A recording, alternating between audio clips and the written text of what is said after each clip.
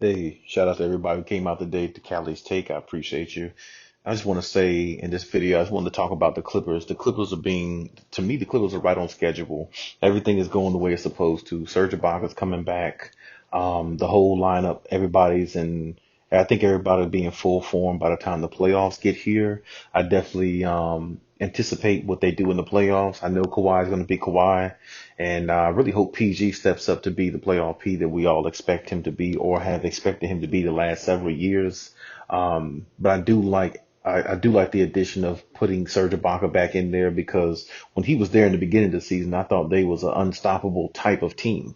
I thought they was a type of team that would challenge anybody from the East to the West, and I really thought they would be, one of those teams that would um, look to challenge the Lakers in the West as the Western Conference champions going to the finals, and I thought they would challenge them either way, with or without a point guard, whether they got Rondo or not. And they didn't get Rondo early in the season, but they end up getting him now. So I really think that's really good for them. I really think that's good for the team, and I think now they have a quarterback on the team in Rondo who can get everybody where they need to be. And we all know playoff Rondo is real, as I said in my previous videos. And hey, playoff Kawhi is real too. And he's shown that many years being in this league. And I think, in the playoffs, the games slow down so much because it's a half court game. It's not a lot of running up and down. It's more defense, more locked in, more focusing on your opponent because you have to play them 4 out of 7 times, and it just makes it a little bit more challenging, of course. So I feel like Kawhi is going to be heavily needed, but I also feel like Paul George is too. And I feel like somebody like Rondo can get them in their spots and get them going how they need to, along with distributing to others and getting Rondo's shot off when he needs to take big shots and make big shots for the Clippers. Like I said, I think Nicholas Batum is going to be Batum. I'm really interested to see how their 8 or 9 man rotation is going to look like, going into the playoffs. But they got a really, really deep team, and I really think if somebody else has to step in, I think somebody else will be able to step up on that team as well. And I really hope the postseason goes really well for the Clippers, but I really hope they make it as far as a lot of people expect them to, and make it even further than what some people don't expect them to. I expect to see them to be against the Lakers, and I think they can beat the Lakers if they stay healthy or if they're the healthy team. But I do think it'll be really tough because I think when the Lakers are healthy, I also think it's really hardly nobody who could beat them either. I just think the Clippers can challenge them the most. And I think when the Clippers play the Lakers, it's 50-50. That's just how I look at it. I feel like the Lakers or Clippers play somebody else, they can beat them, but it's 50-50 when they play each other. So that's just my take on that in its entirety. But hopefully, everything goes their way, and we'll see how the Clippers fare. But for some reason, if the Clippers don't do what they're supposed to do in the postseason, got to look into the offseason moves that will probably make them a better team.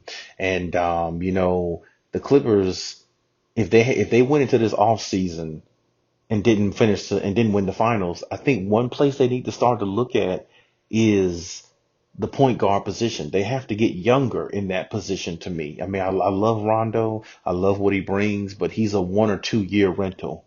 He's really probably not, he's not long term.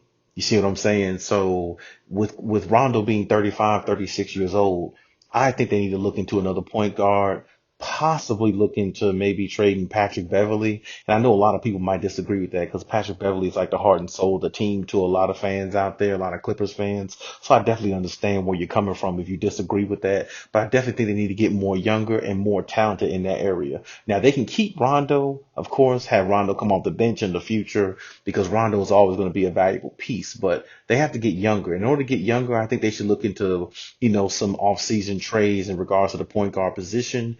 Just in looking into, I think earlier this season, they were looking into, on the low, they were looking into a player like Terry Rozier. And I think Terry Rozier would be a perfect fit for what the Clippers really have. Because, I mean, he's gritty, he's rough, he plays hard on defense, and he can knock down big shots, and he can have really big nights scoring. He's showing that now. I think he had a 42-point night the other night with the Charlotte Hornets, and he's shown really good signs when he was in Boston a couple of years ago as their point guard when it was him, Tatum, and Jaylen Brown. They were going up against Kawhi turns the corner. Accosted by Green! Counted on a foul! Right now, I think he'll be able to answer that one. Fake it, whoop, get him up in the air. Green try to tie up his own. Now on the switch. Leonard, 7 to shoot. Batum open on the wing for 3. It is good. And the Clippers draw first blood. Let's look out from the beginning. Kawhi sees Batum wide open. And George throws it right into the hands of Green, and the ball poked back over to Batum. Back and forth we go. Leonard, the floater, bounces through, and the Clippers lead 5-2. So Batum can knock down the 3, and then coming back up with the handle, the little floater by Kawhi, soft touch. Kyrie picks up Leonard. His mouth begins to water. Harris lurking in the background for the double team.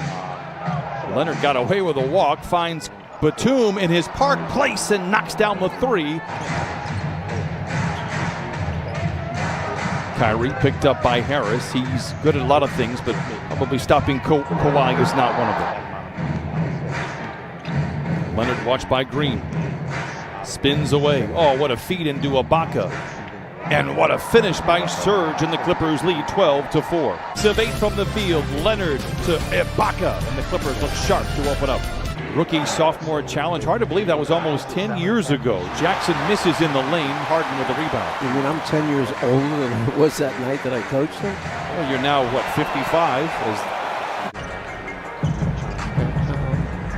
I'm trying to keep up with you. Leonard, the deflection. Morris had the recovery, and then it's deflected once again. Watch Kawhi just kind of sneak up from behind KD and get that. The guy you can make an argument for is his teammate Kevin Durant.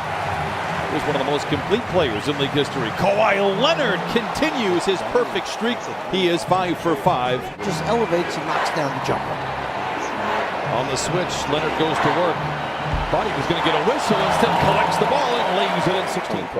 Because I like Patrick Beverley. I really do, but I just don't know long-term. Patrick Beverley is the type of point guard you can utilize as you get further and further in the playoffs, and his value goes up. I'm just not sure, because I feel like if they play a team like the Lakers, I feel like Dennis Schroeder would probably shred Patrick Beverley. That's just my personal opinion, because Dennis Schroeder's a dog. I got to give it to him. He is.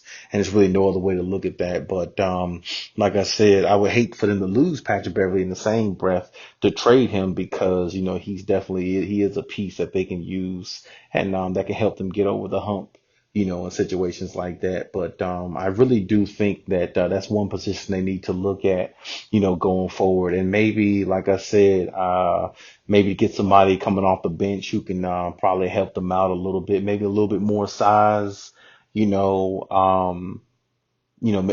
a little bit more size with the center position as well. I'm not sure. Serge Ibaka should be good enough, but it kind of depends on Serge Ibaka's health if they need to look into another big man as well, because you look at the games Serge Ibaka missed this year, how many he's missed.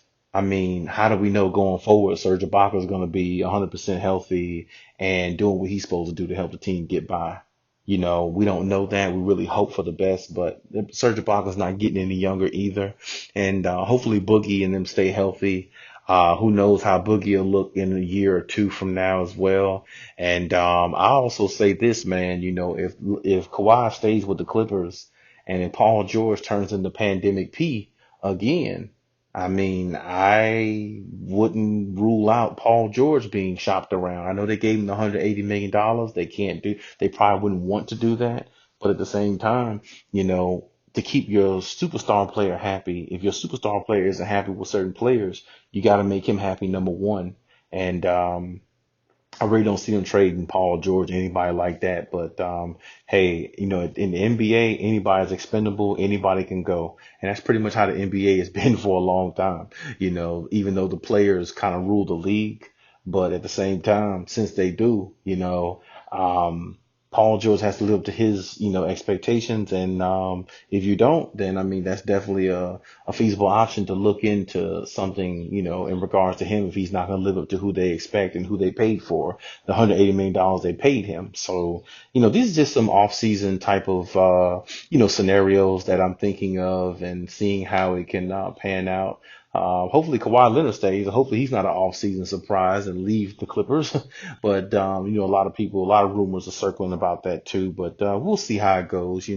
Right now, let's just focus on the postseason and see how they play and see where it goes from there. And hopefully not too many changes are made regardless of how they perform in the postseason and the off season. And hey, that's my take on it. But let me know what you think. If you think any other off season moves could be made, and let me know what you think about the Clippers overall, just as a team and what their chances look like in the playoffs.